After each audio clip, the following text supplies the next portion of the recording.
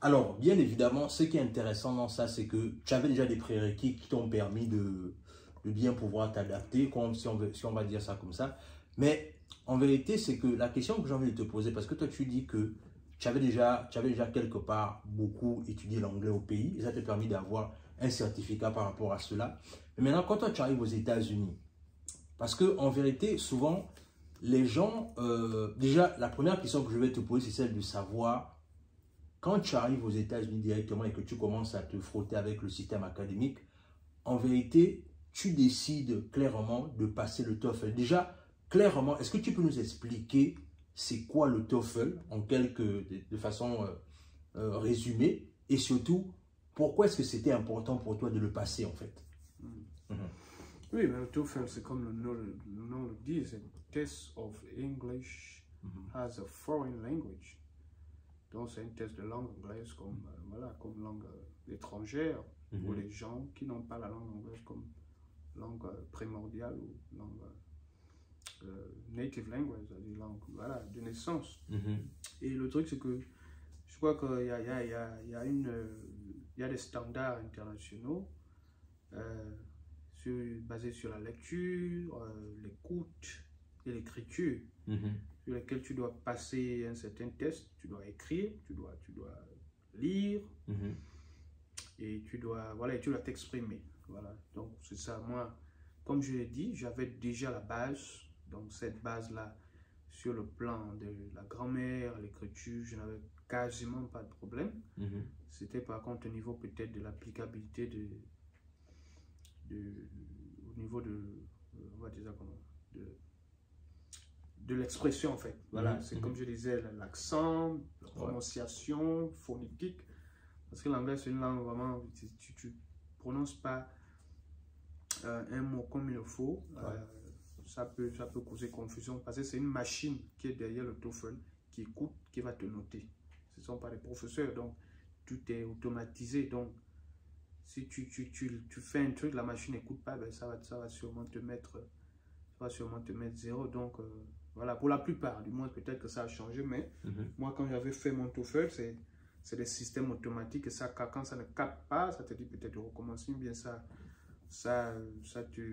voilà, tu es testé par le robot et tu lis, tu écris, etc. Donc, voilà, le TOEFL, c'est ça. Je crois que la base, c'est de prendre tes compétences à t'exprimer sur le plan académique. Voilà, c'est pour les étudiants. Voilà, c'est pour permettre aux étudiants, pour déterminer s'ils sont prêts sur le plan linguistique, de suivre des cours académiques dans différentes matières. Et c'est pourquoi dans les différents scores du TOEFL, il y a différents scores ou différentes notes de passage en fonction si tu veux faire économie. Je crois qu'à l'époque c'était quoi? Je crois que c'était,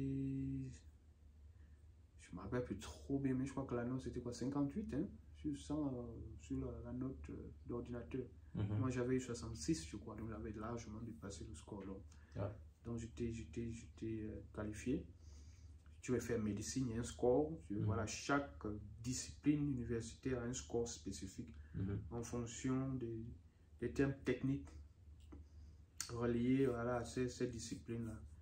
Donc voilà, c'est ça le TOEFL, c'est déterminer en fait si l'étudiant est apte à pouvoir suivre des cours académiques de haut niveau, de niveau universitaire, sans aucun problème. Voilà, pour vous permettre de bien suivre les cours et de bien passer.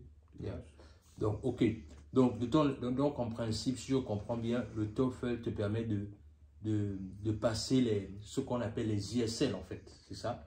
Oui, parce que oui, quand tu passes le TOEFL, parce que c'est un test international. Enfin, il y a deux types. Il y a un TOEFL que les universités peuvent faire, qui est valable seulement dans l'université. Et il y a un autre type de TOEFL qui est international, qui est valable dans toutes les grandes universités anglophones, plus ou moins. Donc, le plus souvent, il faut faire le deuxième, c'est-à-dire le TOEFL international, parce que c'est valide partout.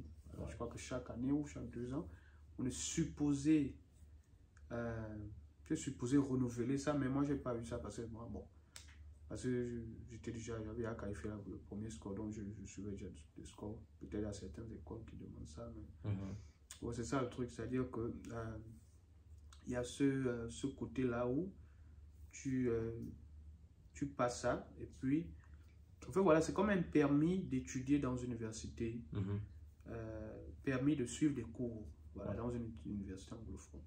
Tu passes par le TOEFL, ça veut plus ou moins dire que tu n'es pas apte à bien suivre les cours, de façon à ce que tu saches de quoi il s'agit dans les classes, dans les amphithéâtres et tout ça. Donc voilà, c'est ça. Yeah. Donc, mais en principe, c'est pas obligatoire si un étudiant, c'est-à-dire c'est le vouloir. Est-ce que tu penses que c'est un diplôme que chaque étudiant international doit passer en fait? Est-ce que c'est pas un diplôme, c'est un examen. Voilà, un examen. Est-ce que tu penses que c'est obligatoire pour chaque étudiant de passer ça? Non, ça dépend de l'université où la personne veut. Il y a des universités pour tous les étrangers. Je crois que c'est plus ou moins exigé.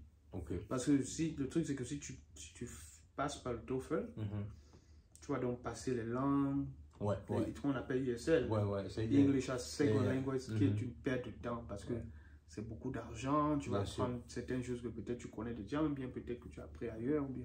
Donc c'est mieux, tu achètes les livres spécifiques de TOEFL, deux ou trois ou quatre bons livres qui résument un peu tout ça. Tu étudies peut-être pendant 2-3 mois et puis tu passes ton examen, quoi. Évidemment, après le TOEFL, ça ne veut pas dire que tu es déjà bon en anglais, que tu n'as plus besoin d'apprendre. Non, l'anglais, ça s'apprend tous les jours, au quartier, à l'université, dans la rue. Il faut côtoyer les anglophones, les américains.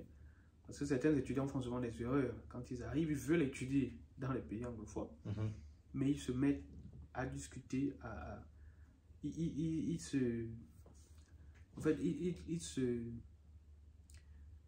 se renferme, si je peux dire, dans les communautés francophones. Ce qui n'est pas une mauvaise chose, mais quand tu arrives dans un nouveau pays, que tu as envie de t'insérer culturellement et académiquement, tu ne peux pas te renfermer dans ta propre communauté dont tu es issu depuis le pays et te plaindre de ne pas pouvoir bien comprendre la langue, de ne pas avoir les avantages, etc. Donc, il faut parfois faire une certaine balance des choses, c'est-à-dire tu es avec ta communauté, oui, mais tu passes plus de temps avec la communauté autochtone qui va t'apprendre la langue, tous les mécanismes, voilà. Parce que la véritable école, c'est l'école de la rue, l'école de la vie. L'école de, voilà, tu vas au restaurant, tu vas au cinéma, tu vas jouer du foot avec tes amis américains, vous parlez la langue tous les jours, c'est comme ça qu'on apprend, quoi. Tu suis la télévision, tu ne vas pas tu suivais la télé au pays en français, tu suivais les séries, tu arrives aux États-Unis, tu suis encore la télévision, ça n'a pas de sens.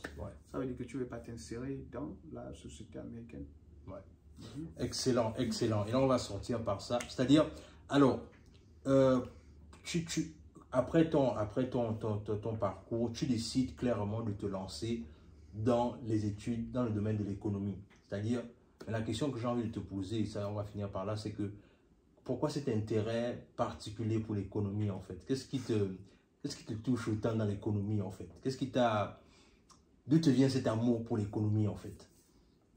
Non, bon. Parce qu'en vérité, comme tu avais le choix de faire autre chose, c'est-à-dire, voilà, qu'est-ce qui t'a poussé à vouloir faire des études en économie, en fait?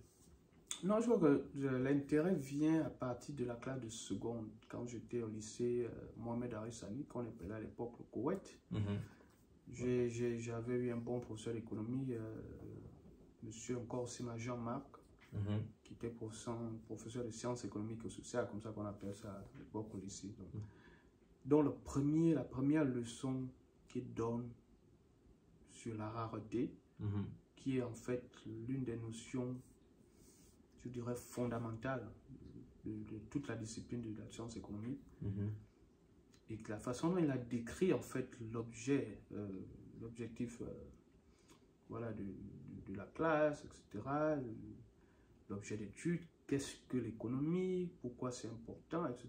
Je me suis dit, waouh, c'était tellement un sujet central qui traitait de la vie de tout dans un seul, je peux dire ça, dans une seule discipline bien faite, quoi, avec plusieurs dimensions démographiques, sociales, financières, économiques, etc. Donc, du coup, je me suis dit, waouh, c'est comme ça que voilà, j'étais quand même, je peux plus ou moins dire de façon que j'étais parmi les meilleurs toujours en économie, quoi, voilà, que ce soit dans les notes de la seconde, en terminale, j'étais toujours parmi les meilleurs, au moins premier ou deuxième en économie, au moins, dans d'autres matières aussi, mais surtout en économie. Donc, j'ai vraiment eu l'intérêt là, parce que je me suis dit, wow, c'est vraiment, c'est plus qu'une discipline en fait, c'est quelque chose qui régit la société en fait. Voilà, donc pour moi, j'ai considéré en fait l'économie comme une discipline centrale pour la construction de toute une société, de toute société quoi.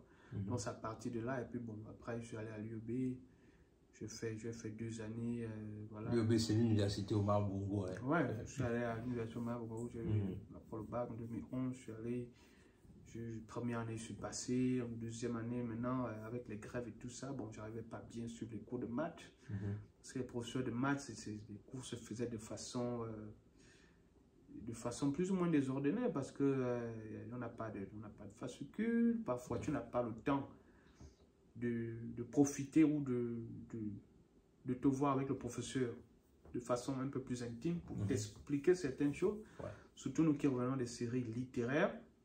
Donc il faut étudier l'économie, il faut quand même avoir une bonne base en mathématiques. Et l'enseignement à l'université Omar Bongo, surtout en économie, c'est de mystifier les étudiants. Ce n'est pas pour aider, malheureusement. C'est de mystifier la connaissance. On te fait un charabia. Bon, quand on dit charabia, c'est une façon de dire. Tu voilà les mathématiques, voilà, on ne te donne pas la base. Or, chez les Blancs, on te donne les fondamentaux. On te dit, voilà la formule mathématique, voilà la propriété, voilà comment on applique ça. On te met des données, tu appliques, tu recommences, tu appliques. Les mathématiques, ce n'est pas la magie noire. Donc, voilà, donc simple, c'est ce qui a fait que j'ai commencé un peu à me décourager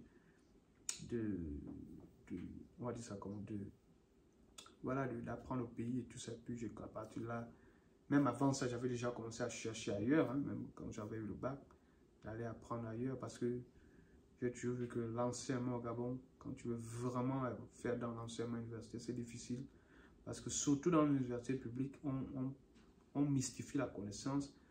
À la limite, j'ai même envie de dire, on rend l'école difficile pour les Gabonais, pour les jeunes Gabonais, de telle sorte que on décourage en fait les gens d'atteindre leurs ambitions académiques, quoi. Donc c'est à partir de là. Mais Dieu merci, après ça, voilà, tu connais toute l'histoire. Quand on arrive ici, voilà, j'ai persisté, j'ai persévéré jusqu'à ce que voilà, j'ai quand même terminé par décrocher mon bachelor en économie, quoi. Exactement. Alors, on a notre économiste là, dans les lieux. Alors, bien évidemment, ce qu'on va faire, c'est quoi? C'est-à-dire, là, on va jouer avec le temps de Pharrell, parce que la vérité, c'est que c'est quelqu'un d'occupé. Donc, en fait, en vérité, ce que moi je veux faire, c'est que de temps en temps, je veux choisir des thèmes économiques dans lesquels de temps en temps, puisque c'est quand même son domaine dans lequel il a étudié, s'il peut de temps en temps venir souvent nous donner un peu son expertise là-dessus. Alors, j'ai voulu faire cette vidéo parce que je voulais également répondre à cette thématique là où les gens posent souvent les questions de savoir est-ce que le TOEFL c'est obligatoire. Et bien évidemment, Pharrell a bien répondu à cela. Alors, dis-moi ce que cette vidéo t'inspire dans les commentaires. On est ensemble. Abonne-toi.